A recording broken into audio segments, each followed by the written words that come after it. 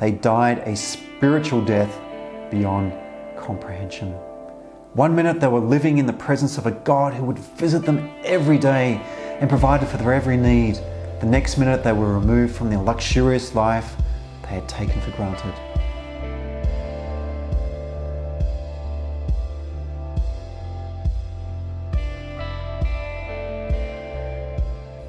Hey there, I'm Ryan and I'm so happy that you've tuned in today. If you haven't subscribed yet, make sure to hit the subscribe button down below, just there, or over there. Every subscriber means a lot to me and gives me the inspiration to continue creating Christian content that I hope will help you live a life that brings you closer to God and to Jesus Christ. In today's study of the Bible, I want to keep talking about the first book in the Bible, in the Old Testament, Genesis. So in my last video, I spoke about God's creation and how God demonstrates at the start of his relationship with us, he's not a set and forget kind of a God. He wants to be intimately involved in his creation, like the true craftsman that he is. He cares about his finished product and takes immense pride in his work. In today's video, I want to talk about disobedience and nakedness. And I'm not talking about physical nakedness or those nighttime dreams that you may have of walking down the street only to realize that you aren't wearing any clothes.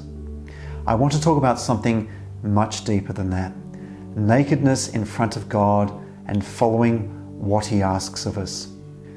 You may already have heard about the story of the tree of knowledge of good and evil. As the Bible says in chapter 2 verse 9, the Lord made all kinds of trees grow out of the ground, trees that were pleasing to the eye and good for food. In the middle of the garden were the tree of life and tree of the knowledge of good and evil. And then he goes on to say in verses 16 to 17, you are free to eat from any tree in the garden, but you must not eat from the tree of knowledge of good and evil. For when you eat from it, you will certainly die. This is powerful, and I'll tell you why. It's the first time God is playing protective parent. Have you seen those parents that wrap their kids up in cotton wool? Psychologists have a term for it. It's called protective parenting. They watch everything their kids do, even when they are well into adulthood. They have the best of intentions, but after a while, it not only becomes suffocating, it sets their kids up for failure. When these kids experience real life problems like crime, psychological distress, unemployment, relationship issues, and so on, these kids rely on a crutch, and that crutch is their parents. In the field of psychology, there are two recognized forms of stress. There's short-term stress or acute stress, so situations which are temporary and might involve a burst of activity like playing sport. And then there's chronic stress, which is continual stress caused by things like abuse, worry, and exposure to violence. Acute stress is actually healthy for kids. It sets them up for resilience as they face larger events in the future. Chronic stress isn't healthy and has longer-term impacts like anxiety, depression, and mood adjustment disorders. Clearly, chronic stress, whether as children or as adults, is extremely unhealthy.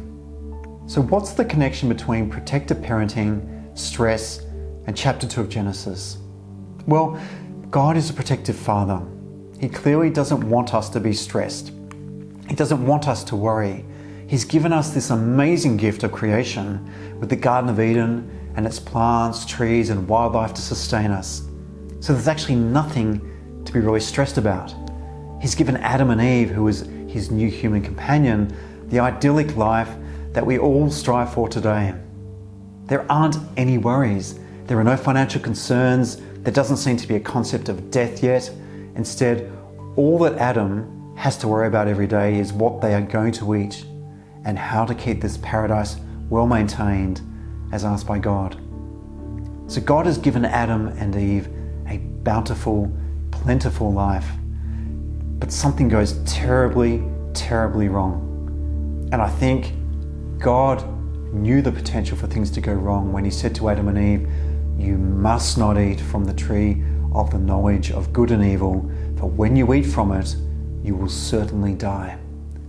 So he also wants to protect us, God knew Adam and Eve intimately. He designed them and created them. He saw himself in them, but he also blessed them with something that is so typical of God's love for us. He gave them choice. He gave them the ability to make their own decisions and not live entirely cocooned away in the Garden of Eden, reliant on God to make all the decisions for them. God wanted them to be free. He wanted them to experience His creation, but not only experience it, thrive in it and enjoy it. Because His creation was so perfect and good, and where you find something so perfect and good, you find love. And where there is love, you find God. But with the blessing of choice came responsibility. And this is what God is saying to Adam and Eve when He said to them, "Do not eat from the tree of the knowledge." He's saying you have one responsibility. And that responsibility is to follow my only ask of you and do this for me. Do not eat this fruit. You can have anything else you want, but do not eat this one fruit because it will harm you. It will cause you to die, and not only die, but to be separated from me and my creation.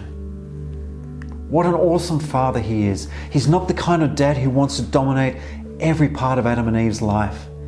Instead, He just wants them to do one thing for Him, which ultimately is in their best interests. Because God knows what will happen if Adam and Eve eat from the tree of knowledge. But in chapter 3, it goes horribly wrong. And the life that God planned for all humans changed in an instant to the life that you and I live today, separated from God. There was a serpent. As the Bible says, the serpent was talking with Eve and convinces her that she will not die if she ate from the tree. As the serpent says in chapter 3, verses 4 and 5, "You will not certainly die. For God knows that when you eat from it, your eyes will be opened and you will be like God, knowing good and evil." Already the serpent is saying things that should have been a big red warning flag for Eve. Your eyes will be open? If it was me having that conversation with the serpent, my first response would be, open to what? I don't need anything more than what I've got here in Eden. God has given me life. He's given me a home. He's given me the food, and He visits me daily to be with me and bless me. What more do I need? And then there's that line from the serpent, "You will be like God." Again, for me, that's another red warning flag. Be like God? There is only one God. He's my creator, He's my Father, and He's my refuge. I don't need to be like God. I want to be the best possible version of me to honor His creation. He's created me to be me and not God. But God knew Adam and Eve. He knew that they could be tempted, but He also blessed them with choice or conscience.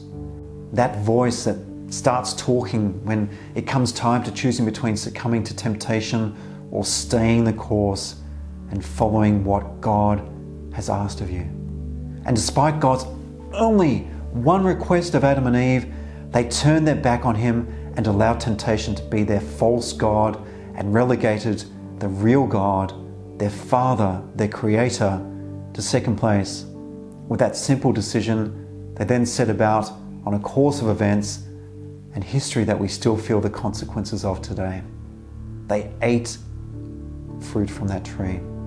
The tree that God had asked them to have nothing to do with because He knew what destructive potential it would have on His creation. You know when you're a kid and your parents say, don't stick your fingers into the electrical power socket or don't put your fingers into that fan. You think it will never hurt as much as your mum or dad tells you.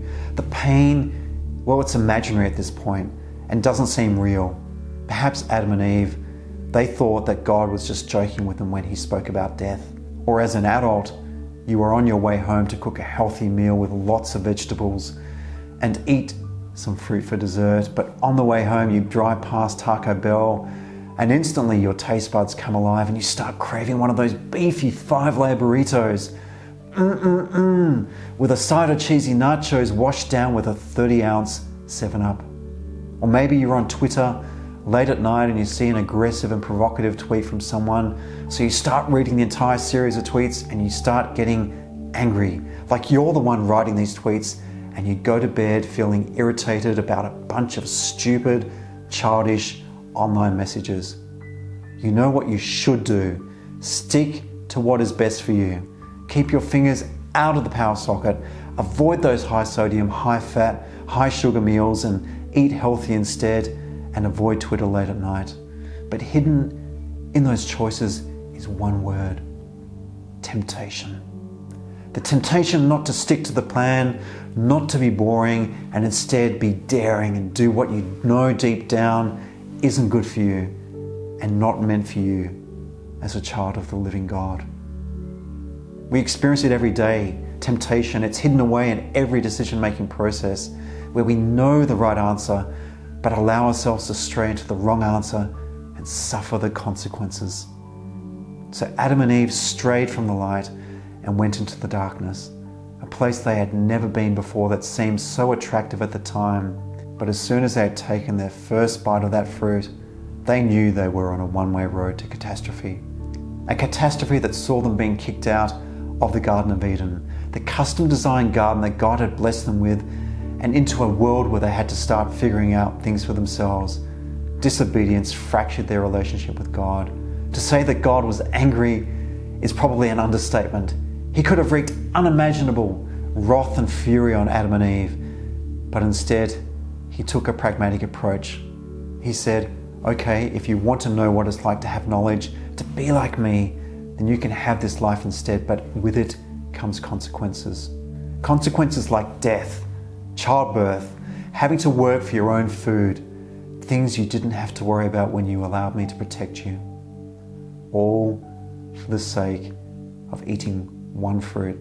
Or in other words, being tempted into the false illusion of living like God. And in the greatest fraud perpetrated on human beings by that serpent, Adam and Eve did die.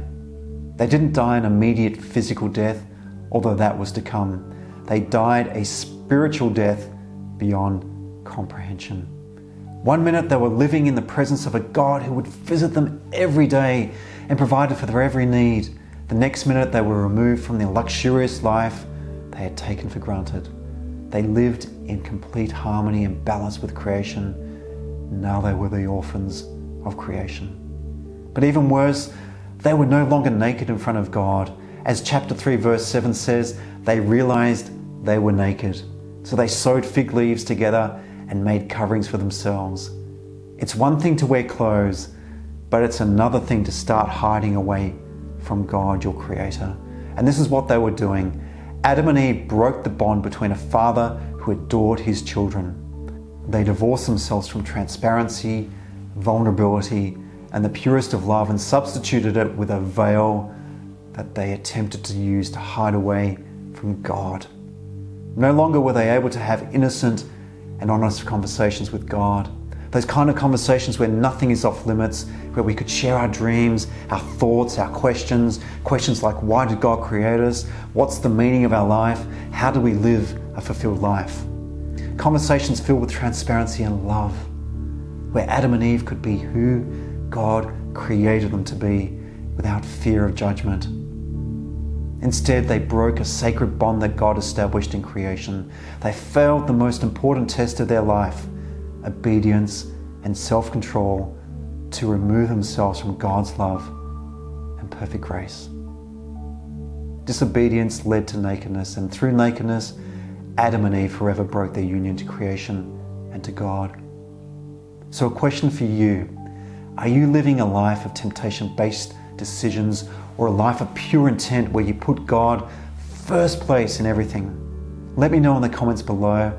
I'd love to hear from you.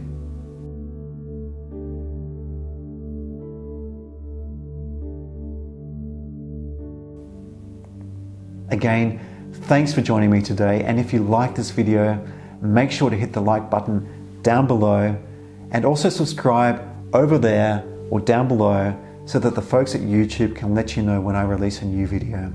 May God bless you.